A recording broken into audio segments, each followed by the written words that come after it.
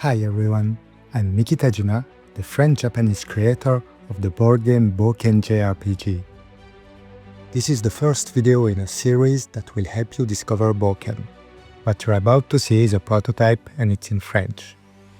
The final version will of course have higher production quality, although this prototype already looks pretty good. The game will also be professionally translated into English for the Kickstarter campaign planned for October 2026. So, the idea behind Bôken was to recreate as faithfully as possible the feeling of 18th and 19th console JRPGs but in a board game. The other very important goal was to design a game that's as easy to set up and jump into as a video game.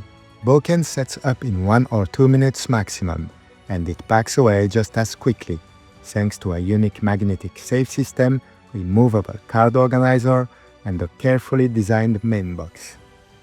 For an adventure game that lasts between 15 and 30 hours, achieving such a quick setup was a real challenge. All of this serves one purpose: delivering the smooth and immersive gameplay experience that truly captured the feeling of old-school console JRPGs in a 1 to 2 player board game. Now, here is a quick overview of the gameplay. We'll go into more detail in the next videos. First, this token represents your party. If you're playing with 2 heroes, you can switch the token during the game. However, the hero shown on the party token is considered to be in the front line and will therefore be more exposed to enemy attacks.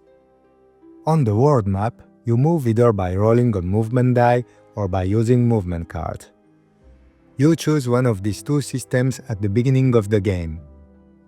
When you stop on a terrain space, a battle automatically begins. The encounter depends on the type of terrain you're on: plains, hills, forest, desert, haunted forest, dungeon, and so on. Monsters are generated randomly with a die roll. For example, here we are fighting these 2 enemies. When an enemy is defeated, you place a KO card on top of it. After winning a battle, you earn rewards: experience points, gold, and sometimes extra loot if luck is on your side. If you stop on a location space, you reveal the corresponding card with the same icon. This allows you to zoom in on that location and continue exploring. You can then perform many different actions: talk to NPCs, go to the tavern, rest at the inn, visit the shop to buy equipment, and more. To talk to an NPC, you refer to their illustration, which tells you which card to draw.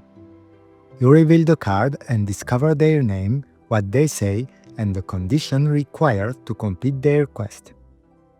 If you complete the quest, you flip the card over and reveal either its resolution or the next step if it's a multi-stage quest.